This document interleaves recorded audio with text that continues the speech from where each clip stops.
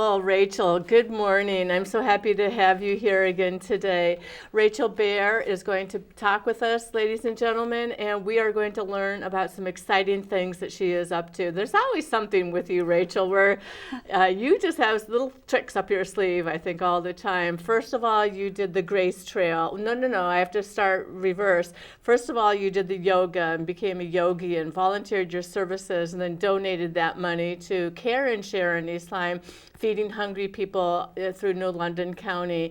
And that was an amazing project that you were doing. And you still continue to do that, correct? I'm still taking donations, but no longer to Care and Share, but just because it's my income, so my only income right now. So yeah, I'm still doing the yoga, but I didn't want people to not be able to take yoga because of the pandemic. You probably need it even more so during a pandemic than you would normally, and I didn't want finances to be the only reason.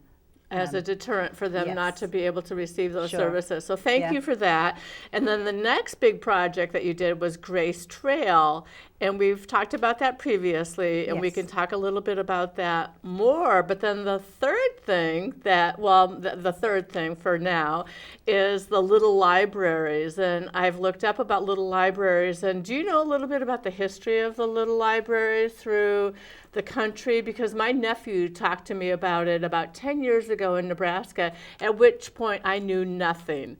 And so then he was giving me some information, and those little libraries have taken off, and they have been especially good during COVID with the closing of libraries and the sharing of books with restrictions, because we didn't know how COVID was spread at first. So what have you done? You have a couple of little libraries going in town. I do, yes. So after I completed the Grace Trail up at Bridebrook in East Lyme, I thought, it would be really cool to have a couple of little libraries. Well, one little library to start with. And then I thought, well, it would be nice to have two. And a friend's husband, Tim Anderson, very kindly offered his skill and time. He volunteered that to build them. He's very skilled at making things. So we decided that actually, yeah, it would be cool to have two. And if we're going to do two, like one at child height for children and one at the average adult height, and then to have a bench there. And then he suggested it was no extra work for him to have the child's bench lower down. Oh, how sweet. And yeah, and then actually with the rising cost of lumber during the pandemic, it was actually more cost effective to use the Trex material for decks. So that was easier anyway, and the fact it was now cheaper was even better, because that requires absolutely no maintenance. And it will last longer. And it will last longer. So so yeah, it's up there and it's being used. That's good. I go up there once a week and just check it over. I have a box of books in the back of my car, kids and adults. Nice. So my basement has a few books, but I'm, gradually letting them out there, which is great. And I drive around town also and then just check if there's a library that needs refilling, because there's a couple of libraries in town. I just stop and fill it up. Well, you're so generous. So that's lovely. And I think it's just such a lovely project. And your two libraries that you have at Grace Trail is at Peretz Park. Yes, that's and right. that's where the kids practice their soccer and lacrosse, baseball. There's baseball up there. Obviously there's the walking trail, so it's very busy. Yeah. Okay, and GRACE is an acronym: gratitude, resisting, accepting, challenge, and then embracing, right? That's right, yeah. So all of those things. So you walk along the trail. At what point on the Grace Trail are the little libraries? I'm sorry, I have to apologize. I haven't been down there yet. They're near the end, so they're near the embrace. The reason for that being that I didn't want people to be put off taking a book, because they would have to carry like a heavy, maybe they pick a heavy book and they'd have to carry it all the way around the trail. So, and it's also right near the fire station, which I thought would be a good thing, because then there's that added security of, that there's always someone nearby it. And then I'm actually able to park in there. I had the permission of the fire chief of Niantic to just park in there for 10 minutes once a week to just do my restocking, so I don't have to carry a big box of books right across the field, which is, you know, especially when it's hot, that's a lot of carrying. If I remember correctly, it's about 3/4 of a mile if you walk the entire Grace is. Trail. Yeah. So it could be a little bit of a task to Yes. carry, lug a 50-pound box of I books know. across. Yeah. So embrace. So we get to the E for embrace, and it's supposed to be you embrace something or a concept or an idea that you've previously perhaps resisted, or that at this point in your life you should open yourself up to and allow into your life. Is that? Yes, yeah. And what can you embrace as a new possibility in your life? I tend to look at it now. So, or what do I, you know, what are the good things I can look for and embrace out of a maybe not so good situation? What can I embrace in my life as letting in something new and exciting, perhaps? Exactly. Well, good news, bad news. You never know. You know, Yeah. like even with the pandemic, it was a horrible event or tragedy for so many Americans, 600,000 lives that we lost and people who were sick.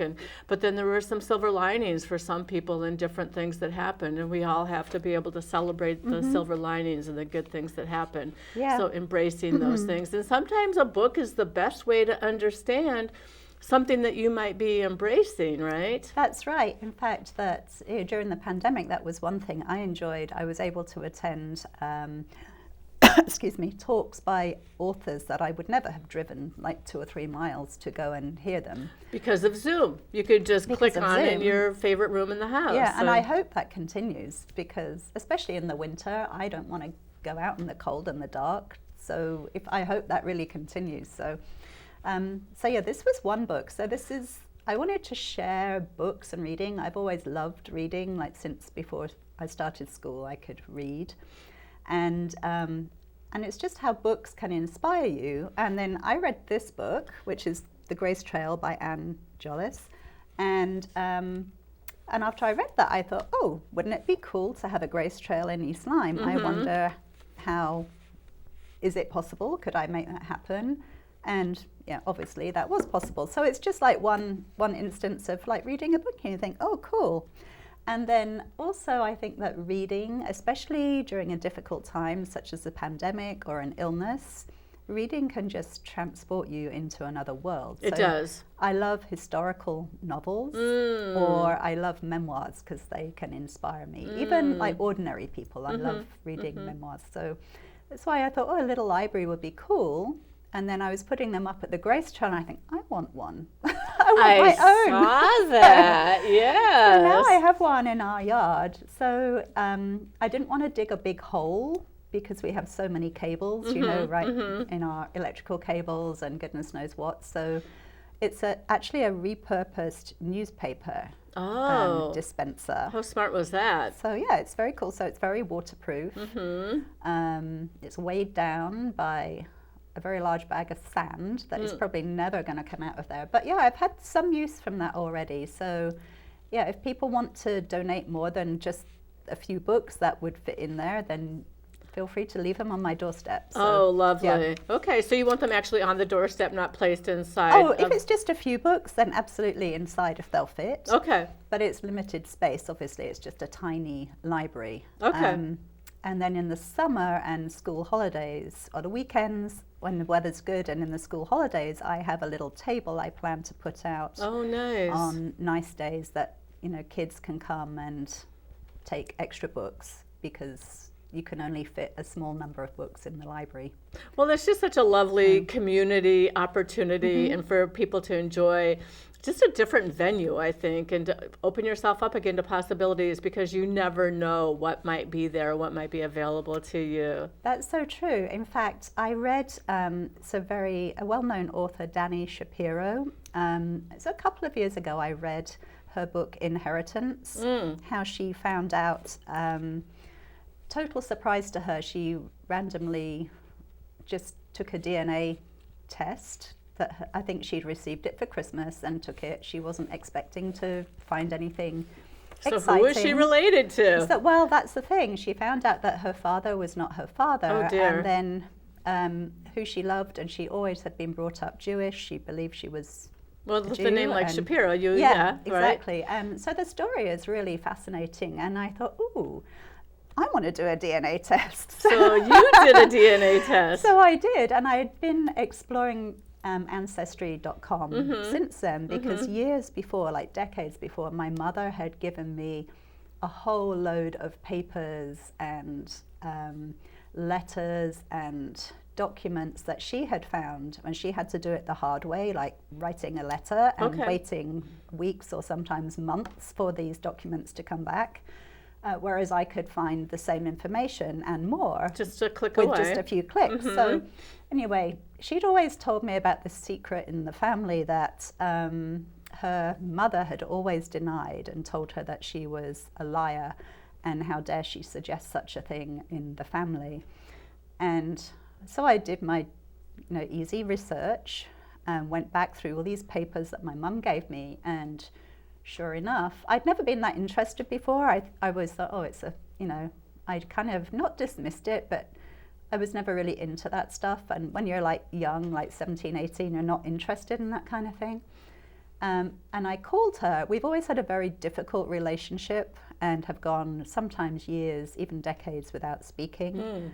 And I called her on Mother's Day a couple of years ago, and I said, you know those papers that you gave me years ago? Well, I have found that information on Ancestry, and you're telling the truth, and I totally believe you, because there's no denying it. So just all kinds of family stuff going on, and the fact that my grandfather was he was married to 5 different women all at the same time. Oh, wow. He was busy. He was very busy, and that had been denied, and other stuff coming from that. And I thought, oh my gosh. And then even going back through his ancestry, I discovered that other people in his family, I guess it was the thing to do, right?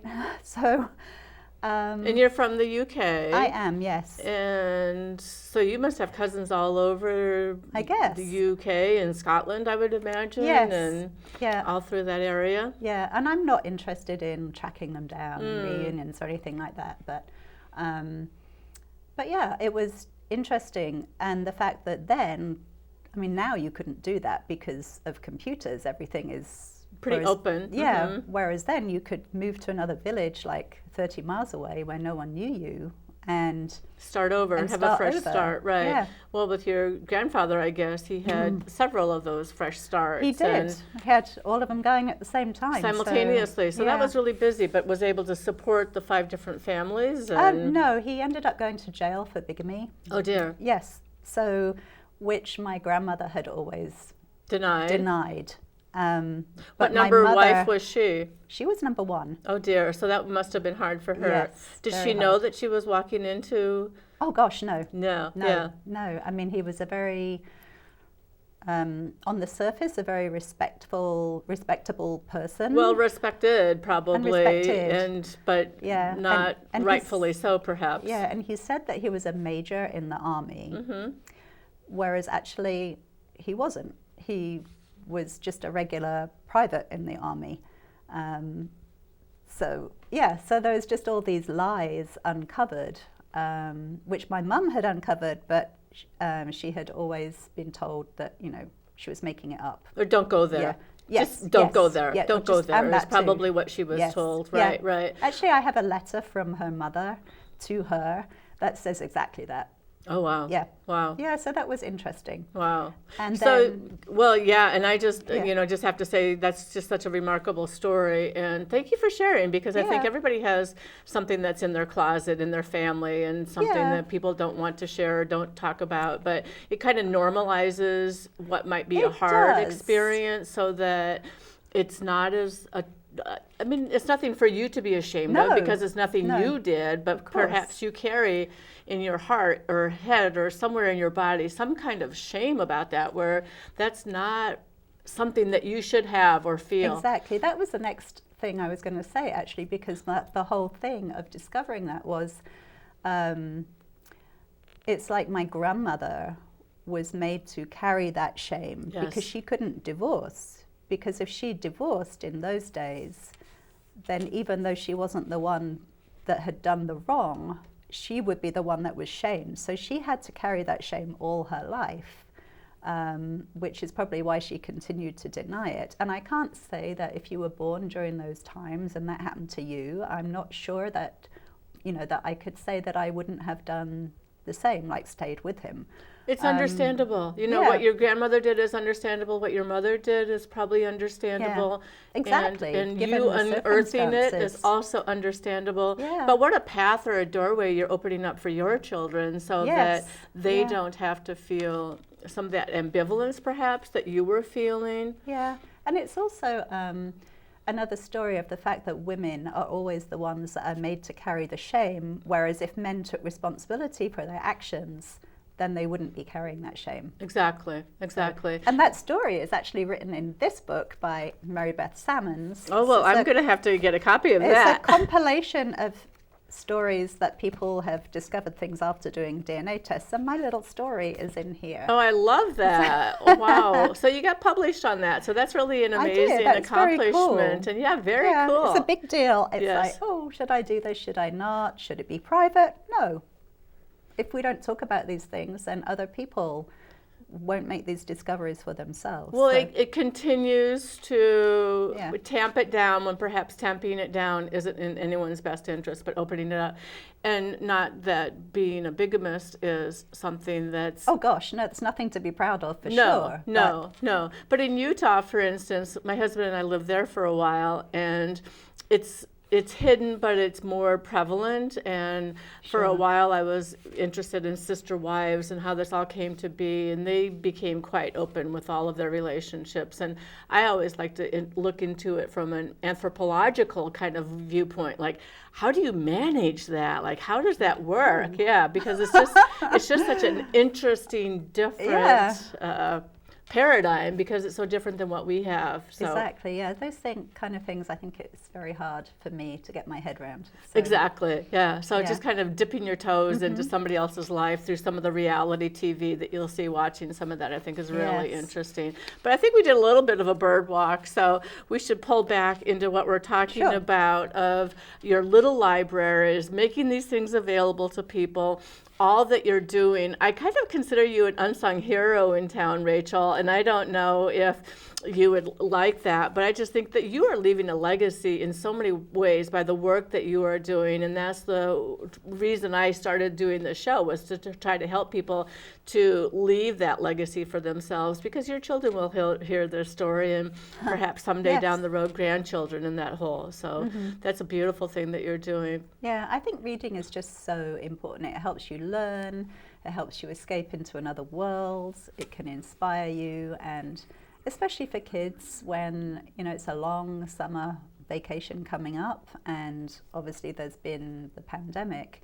It helps learning. If you can read, my dad always said, if you can read, you can do anything. Absolutely. So. And I think bibliotherapy is something that I used to talk about when I was working in the schools as a speech pathologist, and that is bringing yourself into or opening up through a book and having that understanding or realization that other people have had the same experience, and then transcending that so that you don't necessarily have to go down that path, but you can hear some words of wisdom or get some hope or have some kind of vision or a plan to remediate and to help you get back on track. And I think that's the beauty of having books available always. Oh, absolutely. Yeah.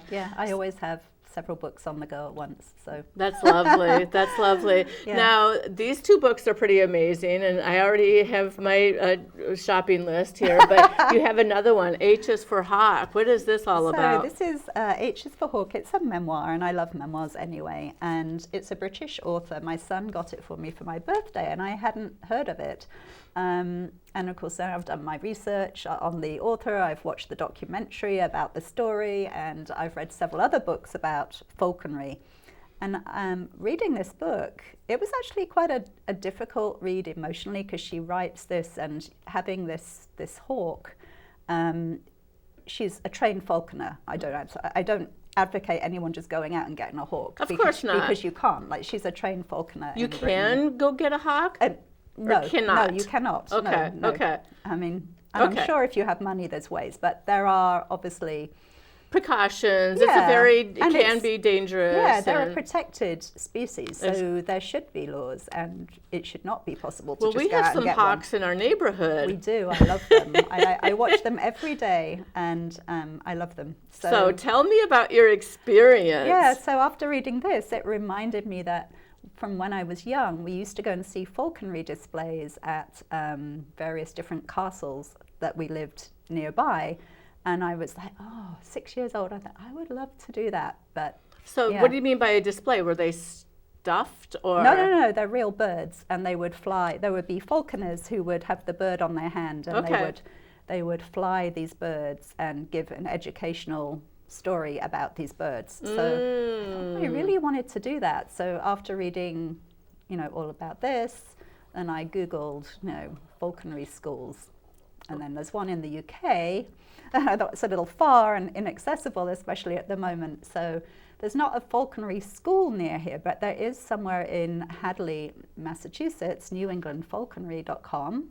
newenglandfalconry.com and Hadley, Hadley. Okay. And so I looked on their website and I booked a private session, and we went up there a few weeks ago. What was that like? Oh, so cool. I would do it again. I mean, it's a good thing that it's not closer, because it would be very expensive to have it as a hobby. As a hobby. Hey, it's cheaper than flying airplanes, I'm sure, getting a pilot's license. Right. And so, there could be more expensive hobbies. So you wear a great big huge leather glove, if I'm not mistaken. You do, but I was so surprised. It's not as thick as I thought, and it only came up to here, and I was in a tank top. I was thinking, I was expecting the glove to come right up here, but no. And actually, I was expecting the bird to be really heavy, but no. I mean, it was so light. 10 pounds or? No, I didn't know what to expect. I thought, would I be strong enough to hold this thing up? And you hardly notice it land on you, even though it was such a big bird. They're so light. I suppose they have to be to fly, right? But it was really amazing.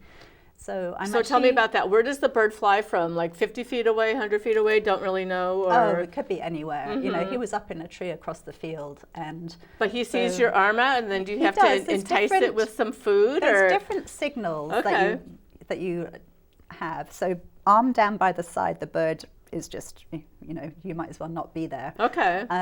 Put your arm up like this, and then the falconer puts a little piece of meat in my hand.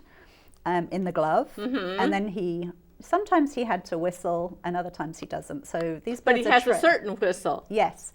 So, and then the bird flew, and he has absolutely no emotional attachment like the bird to you, even though obviously as humans we like to put that on creatures. Because they're wild animals, but they've been trained to respond to this non-verbal signal, and then this audible signal, the whistle. Yeah, and the first time that the bird flew, I thought, I was worried that I might flinch. Right. Because it's so big, and I wasn't sure exactly what to expect, but I didn't at all. And it was just amazing, and then the bird lands on your arm, and then comes from behind. It could Behind, come either way, as long as you have your arm depends, extended out as far as it's supposed to be. So you just hold your arm up like this, and then you draw your arm in like this, and then you're literally this close to this big bird. It's just amazing. And then if you want it to fly off, then you just reach your arm out like that, and it flies off. So that was very, very cool. So How long did you hold it for? It seemed like a while, but it was probably only 2 or 3 minutes. And then I think I flew 2 birds, an older one and a younger one. So what does that mean? You flew 2 birds. They landed on you, and then you said goodbye and let it go? Is that what that means? Flew 2 birds? Yeah. Okay. So there were 2. We did 2 separate sessions. One was the older bird, and I flew him probably 7 or 8 times, and then the same with the younger bird. And you could really tell the difference in their temperament. Interesting. The younger one was like zoom. The other one didn't want to stay. Had things to do. It wanted its food, and that was it. Just flew in. The other one seemed to land much more gracefully. So do these people do this all the time? Yes, these people up at this, what did you say, Hadley. Falconry.com? Newenglandfalconry.com. activism.com. Okay, Yeah. okay. Yeah, so I'm actually going to probably go back in November and do it again. I could see this is going to be birthday, Christmas, Mother's Day, Valentine's Day, like. Oh yeah, any excuse day. yeah. And Hadley, how far away is that from this area? It's about an hour and 40 minutes, hour and 45 minutes. But what a life-giving experience. Oh, I know. It was just so cool. Yeah. It reminds me of when I used to take my mother to the zoo in Omaha, where she was living, and the Henry Dorley Zoo is world famous. And she would just sit, she wasn't that healthy at the time, had congestive heart failure towards the end of her life, would sit and watch the penguins and just say, this is so life-giving. It was just kind of that joy in her face and in her eyes, the same thing. No. Yeah, that's good. So so I guess that story is just another example of how a book can just inspire you to take action. You never know. You never know, right? You think you might read something and think, oh gosh, I don't want to do that. Or you might read another book and think, oh, that's so cool, I want to do that. Exactly. And there's so much out there. Nature is so amazing, and the earth is just so beautiful, and there's so many opportunities out there.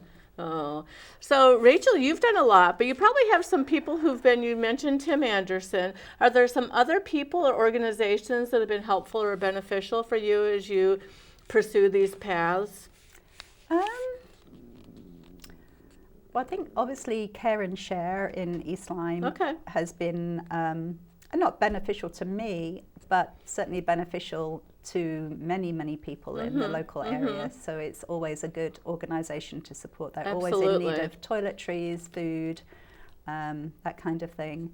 And there's another organization called A Place Called Hope, and it rehabilitates birds of prey in the local area. So they're just amazing and very inspirational. Well, I'll have to look into that. That's another interesting, amazing opportunity for people to learn about. Yes. Yeah. Okay. And what do you have up your sleeve? Do you have something, or do we have to just wait until the books come? I'm not sure what I'm looking forward to going back to in-person yoga in September. But apart from that, I have nothing else planned at the moment. Well, thank you so much, Rachel. So good to see you again, and can't wait for your next adventure and what you're going to be doing to change and make this world a better place. Thank you. Thank you for having me. Lovely.